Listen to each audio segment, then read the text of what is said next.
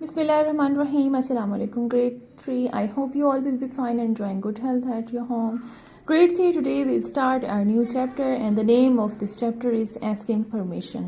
Before starting the unit, mention your date and day here. Draw one line is for date, second is for CW, and third one is for date. He is a starter. Okay? Look at the picture. Here are some boys and girls and they are wearing uniform and there are bag and exchanging something. There is a books. So ये जो एक view नज़र आ रहा है, एक view जो है वो एक क्लासरूम का है. ठीक है, तो हमें कैसे आइडिया होगा कि some students wearing the uniform, exchanging the books and the things. One student is coming inside in the class and the teacher is standing here. So this view is a classroom. In this view, this is a classroom. Look at the picture and read the sentences below. What do you think the children in the picture are saying?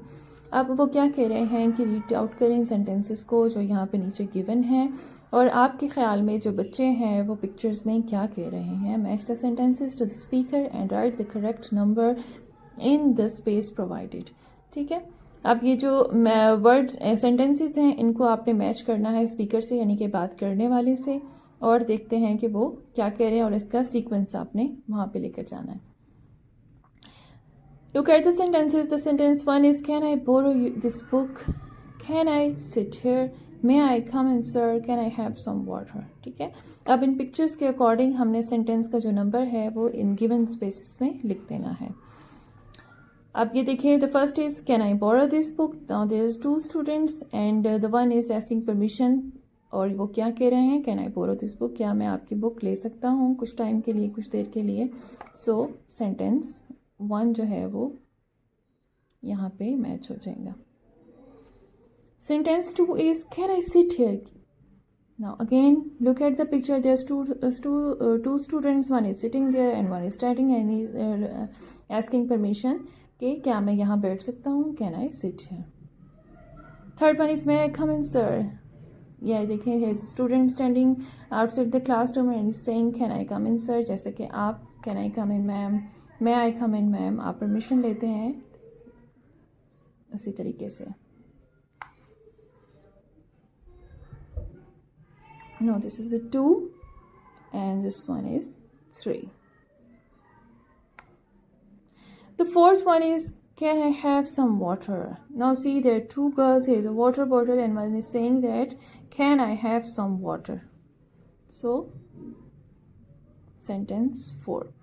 So you have to also speak such kind of sentences in the classroom when you want to borrow and you want to take something from others. You have to use such kind of sentences in your language. Okay, now start the reading of the unit. Come for book page, textbook page number 23.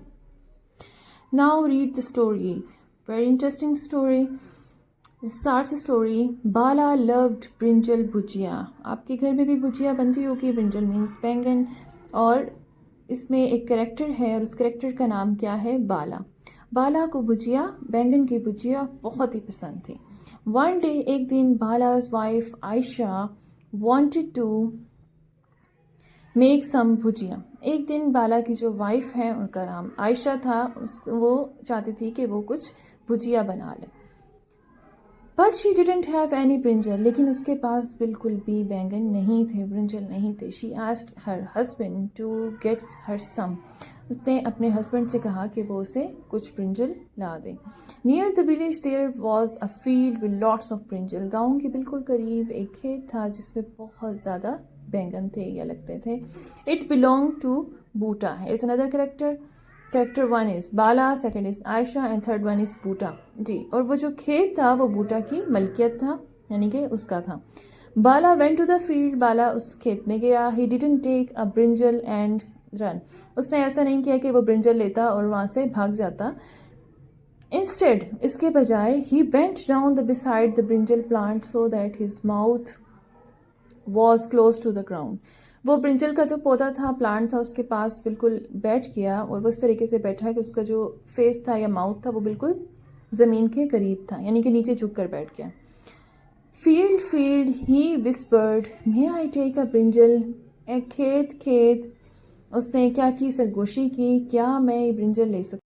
जी, उसने क्या सरगोशी की कि क्या मैं ये brinjal ले सकता हूँ। वाई ओनली वन, सिर्फ एक ही क्यों डियर बाला, प्यारे बाला, सिर्फ एक ही क्यों। He replied pretending to be the field.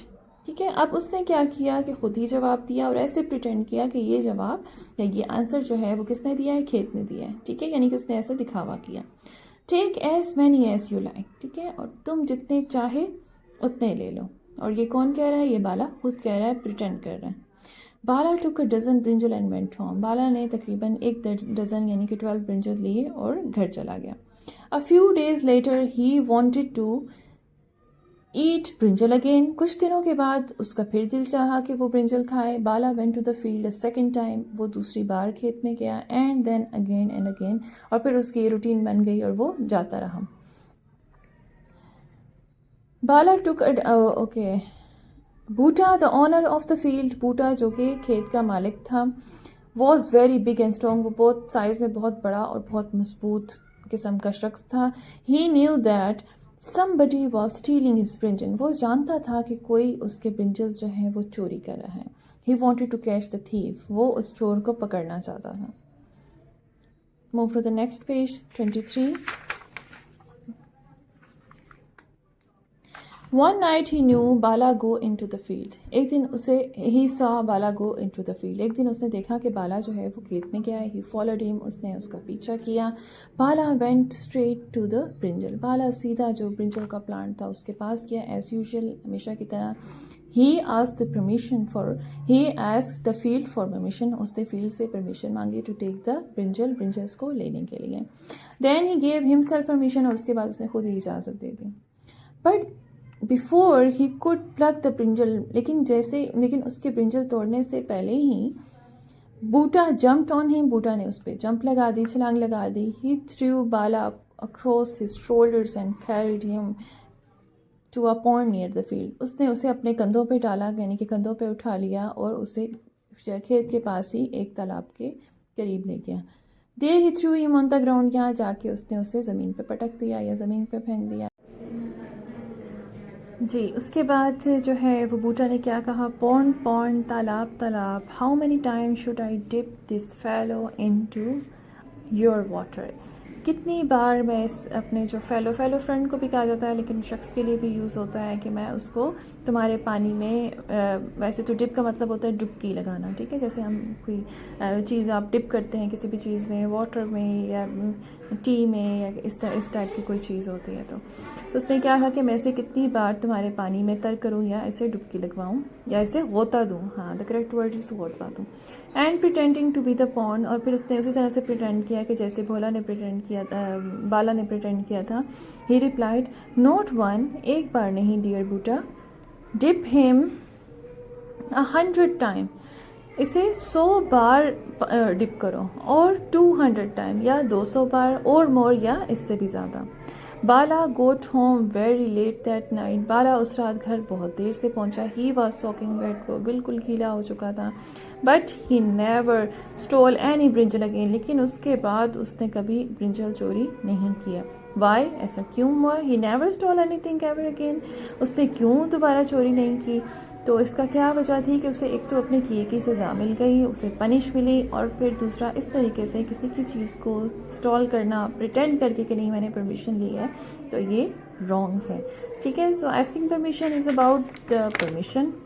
और इसमें जैसे कि आपने ये सेंटेंसेस सुने हैं तो ये देखे हैं, इन सेंटेंसेस को आपने रीड आउट करना है और बिल्कुल भी बाला की तरह नहीं करना, प्रिटेंड नहीं करना परमिशन का। और जब आपको कोई चीज़ चाहिए तो आप उसे करेक्ट वे में जाके, जिसकी वो चीज़ है, जिसकी बिलोंगिंग है, उससे जाके परमिशन लेके आप ले सकते हैं। ठीक है, so read out this chapter, underline the difficult words and write on your notebook.